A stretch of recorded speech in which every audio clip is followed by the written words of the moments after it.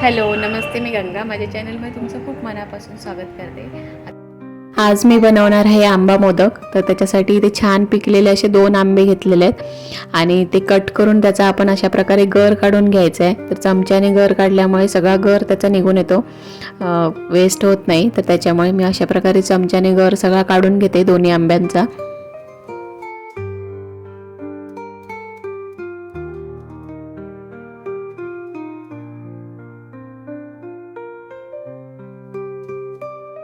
आज दोन्ही आंब्यांचा गर काढून घेतलेला आहे. आता आपण ह्याला मिक्सरमध्ये फिरवून घ्यायचं आहे.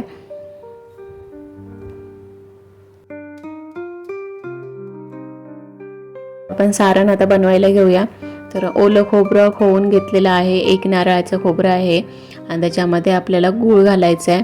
तर आंबा पण घालणार आहोत, त्याच्यामुळे गोडाचं प्रमाण तुम्हाला जसं हवं त्याप्रमाणे तुम्ही गूळ घालू शकता. तर गूळ मी छान विरघळून घेतलं आहे आणि त्याच्यामध्ये थोडीशी वेलची पावडर घातलेली आहे आणि थोडासा खसखस भाजून घातलेलं, त्याच्यामुळे टेस्ट खूप छान येते. आणि आपण जी 2 आंब्यांची प्युरी बनवून घेतलेली आहे त्याच्यामधला हे थोडीशी पेस्ट जी आहे ती आपण सारणामध्ये घालायची आहे. तर इथे मोठे चमचे 3 चमचे होतील एवढी मी पेस्ट घातलेली आहे ही. आणि छान मिक्स करून घेऊया. आणि आपलं सारण इथे तयार झालेलं आहे. तर हे छान मिक्स करून घ्यायचं आहे. जर पातळ वाटत असेल तर आपल्याला थोडा वेळ शिजवावं लागेल आणि थोडंसं घट्ट करून घ्यावं लागेल.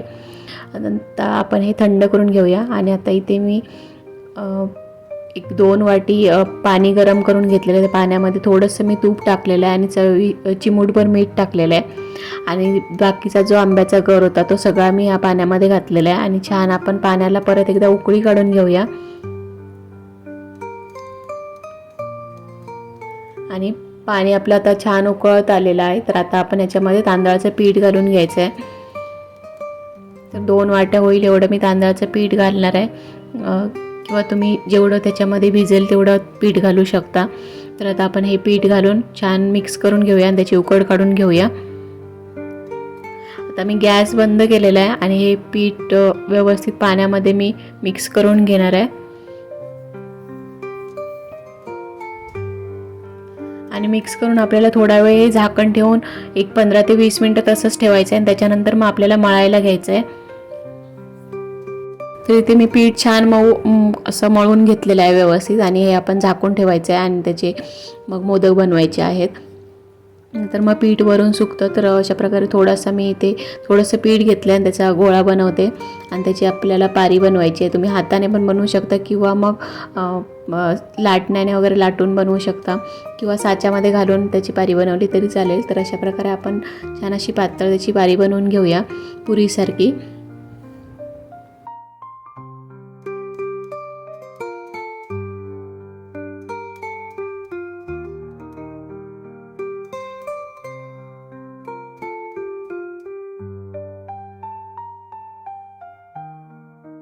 कळ्या मी अगोदरच पाडून घेते किंवा तुम्ही नंतर काढल्या तरी चालतील सारण भरल्यानंतर. तर मी अशा प्रकारे अगोदर कळ्या काढते आणि नंतर मग त्याच्यामध्ये सारण भरते.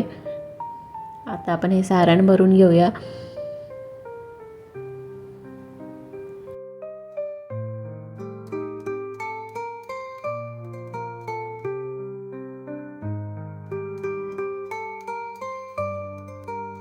आणि अशा प्रकारे हलक्या हाताने दाबून असा छान असा मोदक बनवून घ्यायचा आहे.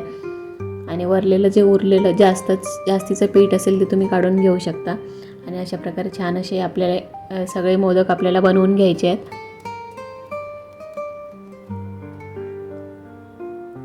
तर आता आपण सगळे मोदक अशाच प्रकारे बनवून घेऊया. आणि चाळणीमध्ये मी केळीचं पान घातलेलं आहे आणि त्याच्यावर सगळे मोदक बनवून ठेवलेले आहेत. आता आपल्याला ह्याला उकड काढून घ्यायची, वाफवून घ्यायची आहे. तर इथे पाणी मी गरम करून घेतलेलं आहे आणि त्याच्यावर हे उकडीची चाळण ठेवते आणि 10 ते 15 मिनटं आपल्याला हे फक्त वाफवून घ्यायचे आहेत. आणि इथे आपले छान असे आंबा मोदक तयार झालेले आहेत. आजचा हा व्हिडिओ तुम्हाला कसा वाटला ते मला नक्की कमेंट करून सांगा. हा व्हिडिओ जर आवडला असेल तर व्हिडिओला लाईक करा, शेअर करा आणि माझ्या चॅनलला जर तुम्ही अजूनपर्यंत सबस्क्राईब केलं नसेल तर प्लीज सबस्क्राईब करायला विसरू नका. सोबतच बेल आयकॉन पण प्रेस करा, म्हणजे मी जे पण व्हिडिओ अपलोड करेन त्या सगळ्या व्हिडिओचं नोटिफिकेशन तुम्हाला मिळेल आणि तुम्ही माझे सगळे व्हिडिओ बघू शकाल. थँक्यू.